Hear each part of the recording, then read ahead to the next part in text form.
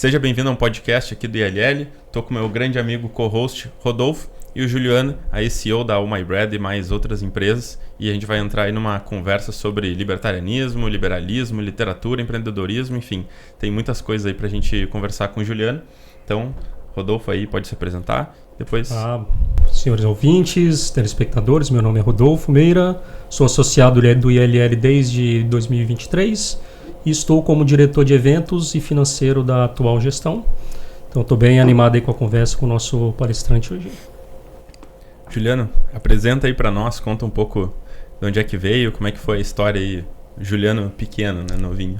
Tá ótimo, maravilha. Obrigado, gente, pelo convite. E vamos lá, eu estava resumindo aqui em off para o pessoal a minha trajetória, né, desde a infância, que se relaciona ao que hoje me interessa, né, nesse tema todo da liberdade. Então, eu saí na hora de fazer vestibular, né, eu busquei uma profissão que eu não tivesse que estudar muito, então eliminei já a medicina, engenharia. Hoje eu acho que eu faria biologia, uma coisa que eu amo, né? Acho que eu poderia ter todo esse meu hobby intelectual ligado a uma profissão que eu adoro. Adoro biologia porque envolve química. Então, eu acabei fazendo design, porque eu sempre fui muito habilidoso em artes, né? Gosto de desenhar, seja artes gráficas especialmente. O que veio a contribuir para eu desenhar a marca da Oh My Bread, né? Das empresas hoje.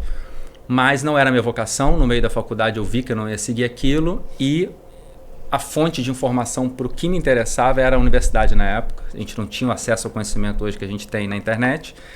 Então eu fui para ter acesso às aulas e à biblioteca da universidade, para ter as obras, acesso, como eu já sabia inglês, francês e espanhol. Um parênteses, eu jovem morei na França, então aprendi francês e ainda não tinha Mercosul na minha infância, então na escola era inglês e francês, né? Então isso me deu, nosso mercado editorial não tinha boas traduções comentadas, né, de Platão, Aristóteles, filosofia clássica. Então eu tinha acesso àquela biblioteca, foi um tesouro para mim, né?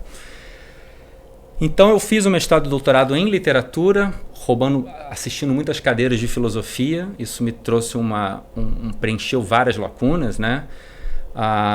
Só que eu não queria também ser professor de literatura, né? Ou seja, chegou ali no finalzinho, eu tive que descobrir o que fazer. Ao longo desse tempo eu fui trabalhando dando aulas, né, de línguas e ganhando bolsa de mestrado, doutorado. Aí, nesse momento, eu tive um convite de uma amiga, um convite informal, né, de fazer com ela um curso para preparatório para o Itamaraty. E justamente eu tinha, dentro da minha curiosidade sobre toda essa questão da organização do mundo, da organização interior, né, porque a filosofia clássica ela trata o indivíduo para que o cultivo da virtude seja transposto para a sociedade, né? Aí você nasce toda a ideia de justiça e de organização social, né? Então eu não conhecia o mundo prático, e aí esse convite para me preparar para o Instituto Rio Branco e ser diplomata, né, foi perfeito, porque eu ia fazer um curso em que eu ia estudar política internacional, economia, direito, história, geografia e línguas, né, aprofundar inglês, francês e espanhol. E aí eu fiquei 4 anos nisso. Até que o meu cunhado, o marido da minha irmã, me chamou para trabalhar com ele.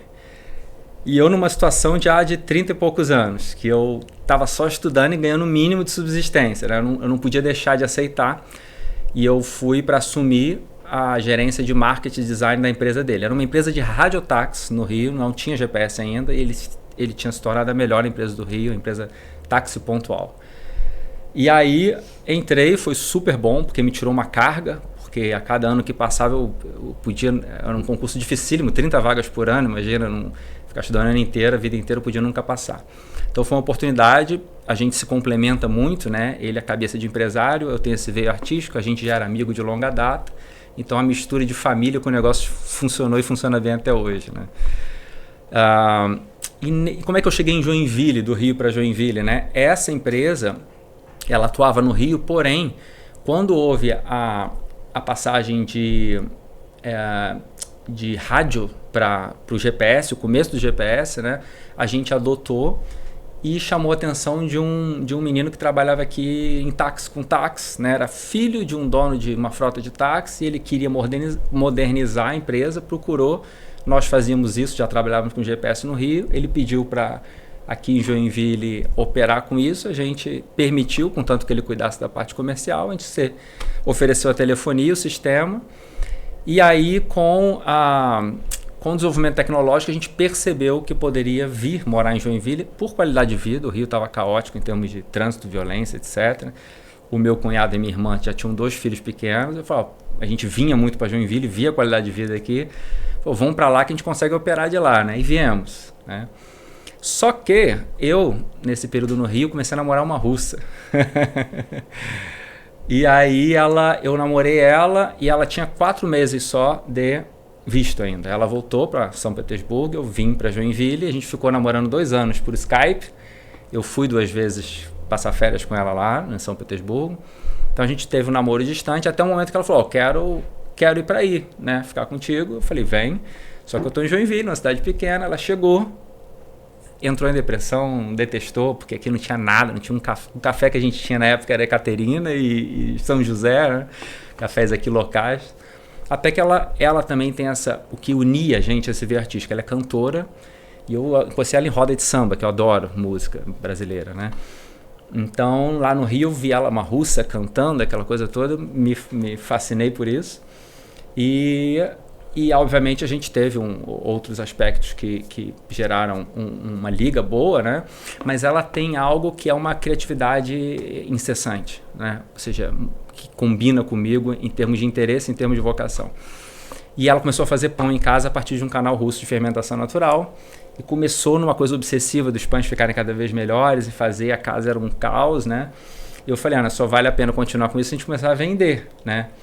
E ela começou a vender na vizinhança, depois comprou uma bicicleta, começou entregando, né?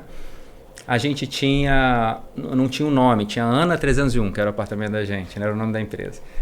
E aí a gente vendo fotos, a gente tinha uma casa de chá que a gente ia em São Petersburgo, que era Oh My Tea. A gente, como é que é pão em inglês mesmo? É bread. Pô, Oh My Bread fica maneiro, né? Botamos Oh My Bread. Bem, né? Entrou, né? Ficou. E aí essa é a origem do nome, né? E aí ocorreu que a gente abriu uma primeira loja, né? Sentiu a necessidade de ter um lugar, porque a casa ficava cheia de farinha.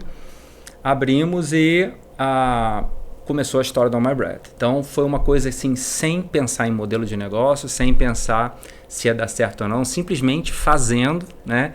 E segurando no peito, ou seja, segurando como a gente atendia, eu e minha irmã atendíamos, ela fazia o pão atrás, a gente segurava ali na transparência e na própria reputação. Se qualquer problema a gente trocava, a gente conversava com os clientes, a empresa cresceu muito de forma orgânica nesse sentido. Isso tudo fora do nicho de vocês, né? Uhum. Não tinha nada a ver, você estava seguindo a parte da literatura, dava aula, estava com a empresa de GPS e ela cantora. Exatamente. E ela foi para um lado que ninguém esperava, talvez, né? Nenhum de nicho, gastronomia, comida, algo nesse sentido, né? Exatamente. Nem eu, nem meu cunhado, nem minha irmã, nem ela éramos da gastronomia. Foi algo casual. Ela sabia cozinhar e lidava bem com essa alquimia da cozinha, né? Então, assim, só para amarrar a história do Oh My Bread e voltar para o liberal, esse meu cunhado, que era um conservador liberal, né? A empresa dele, ou seja, ele foi bem até o GPS, mas com a chegada da 99, da Easy Taxi e da Uber, aí quebrou, porque não tinha como atualizar o sistema e ter um sistema tão bom, né? A empresa foi caindo e a Oh My Bread não conseguia produzir o que vendia, né? Aí a gente conversando, eu falei, cara, vem você trabalhar com a gente, deixa um gerente tocando aí o táxi, né? Então a gente trocou, né? Ou seja, eu vim para Joinville trabalhando com ele e chamei ele para trabalhar comigo. A gente trocou, né? Hoje até ele é o CEO oficial, né? Eu sou gerente de marketing, de vendas, somos sócios iguais, né? Os 4 têm a mesma parcela da empresa, né? Eu e minha irmã, a Ana e o Pedro, que é meu cunhado. Então, voltando ao liberalismo, né? Ou seja, aí eu tive, assim, esses anos de táxi, de Oh My Bread, foram anos duros no sentido de muito trabalho. A gente teve investimento, a minha mãe me emprestou um dinheiro pequeno, assim, para comprar equipamentos semi-profissionais e depois a gente foi investindo com aquilo que dava. Assim, não teve investimento de fora porque o problema lá do táxi consumiu todas as reservas que tinha do lado de lá.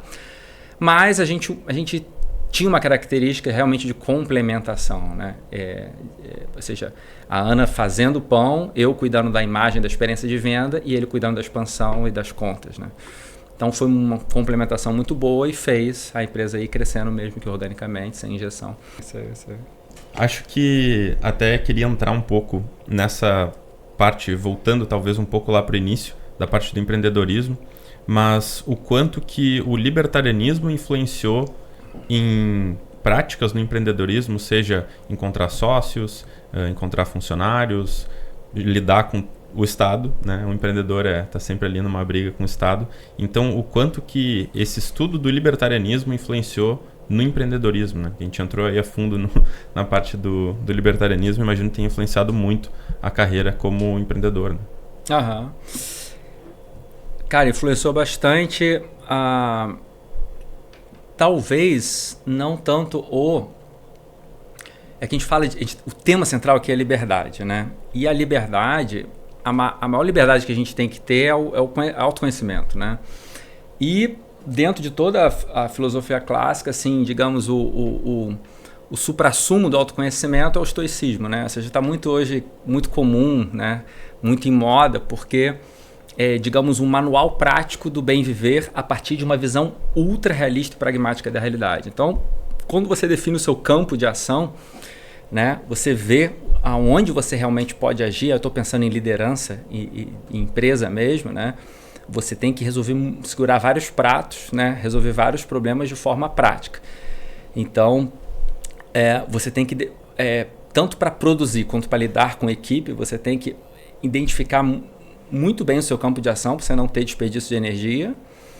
E em termos emocionais, né? Hoje está em moda dizer a doença do passado é a culpa, a doença do futuro é a ansiedade, ou seja, passado é para você aprender para melhorar o futuro, ou seja, carregar erros, né? Carregar culpa não faz sentido, e ansiedade para além do alerta também não.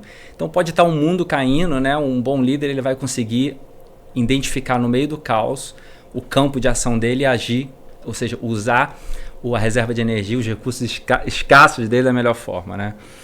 E lidando com a equipe, né, que é algo enervante também para mim é muito, né? Ter que o tempo todo aquela sensação de começar do zero e tentar briguinhas internas, aquela coisa toda, eu uso a regra de mercado, assim, a regra de reputação, ou seja, a liderança a gente sabe que é dar o exemplo, é agir de uma certa forma. Eu tive que me trabalhar muito nisso, porque você vê eu balançando aqui, eu tenho muita energia, eu sou muito solto, eu tenho mania carioca de encostar nas pessoas, ou seja, isso eu tive que me reeducar para lidar no meio empresarial, né? Transparência, reputação e ir direto para a questão. Então, fulana brigou com fulana, vamos lá.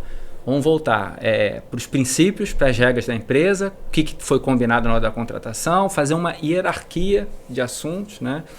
Então, isso, assim, a alma, o cerne do estoicismo é exatamente você identificar o seu campo de ação, entender que a vida tem nascimento, tem doença e tem morte, você lidar com isso da melhor forma, com uma resignação corajosa, né?